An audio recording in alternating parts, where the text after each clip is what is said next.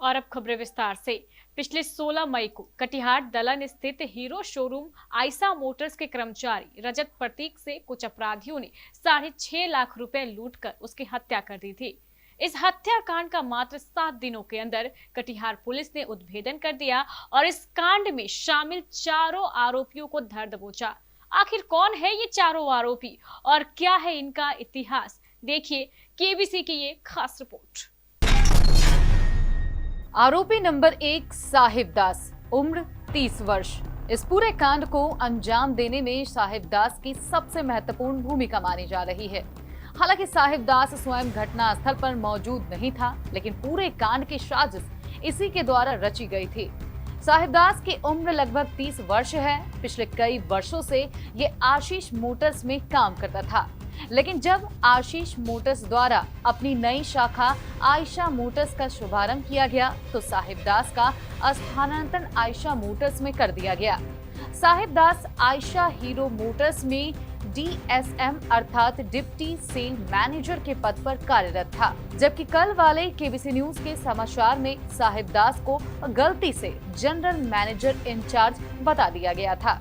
इस भूल के लिए केबीसी न्यूज खेद व्यक्त करता है। सूत्रों की माने तो साहिब दास शोरूम के मालिक का काफी विश्वसनीय था, लेकिन साहिब दास ने जिस शातिराना ढंग से इस साजिश को अंजाम दिया, उसे देख सभी के होश उड़ गए। साहिब दास के पिता का नाम गौतम दास है, जिनका कुछ समय पहले निधन हो चुका है। स्वर्गीय गौतम दास को लोग बाबला दास के नाम से ज्यादा जानते हैं। कटिहार के MG रोड स्थित पंजाब नेशनल बैंक के सामने अवस्थित इसी घर में साहिब दास अपनी मां और अपने छोटे भाई के साथ रहता है। साहिब दास अविवाहित था। उसके घर के आसपास रहने वाले लोगों ने बताया कि पहले बाबला दास की इसी स्थान पे एक बिस्किट फैक्ट्री हुआ करती थी, जो काफी प्रसिद्ध भी थी।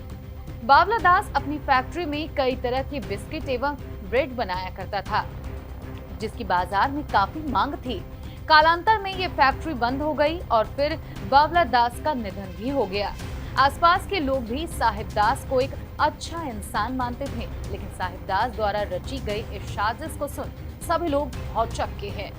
किसी को साहिब दास पर शक न हो, इसलिए साहिब दास ने घटना के पहले दिन और घटना के दिन यानी 15 मई और 16 मई को किसी बहाने से छुट्टी ले ली थी।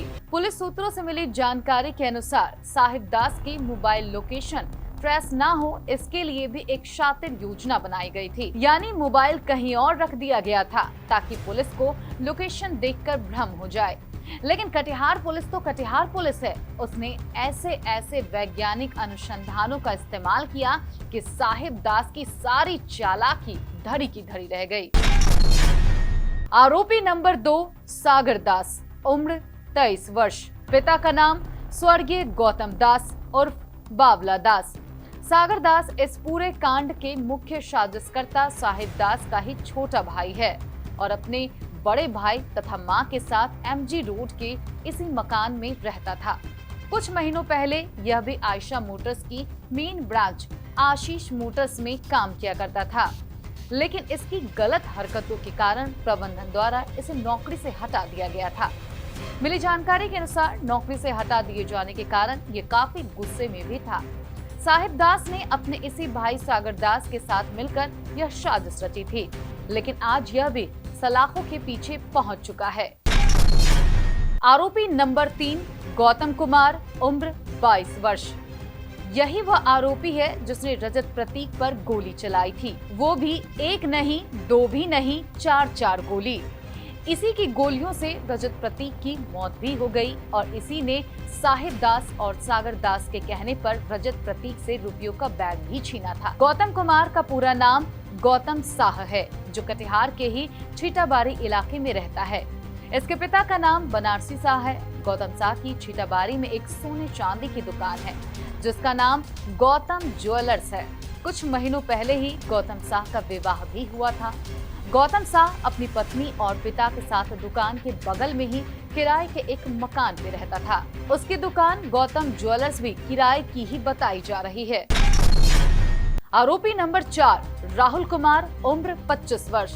इसका पूरा नाम राहुल कुमार मलिक है। यह कटिहार के 2 नंबर कॉलोनी स्थित चर्च के सामने वाली गली में अवस्थित इसी मकान में रहता था। पिता का नाम बबन मलिक है, जो कटिहार विद्युत विभाग में मानव बल के रूप में बिजली मिस्त्री का काम कर रहा है। पुलिस अधीक्षक के अनुसार इस कांड में और भी कई अपराधी संलिप्त हैं, जिसकी तलाश पुलिस द्वारा लगातार की जा रही है।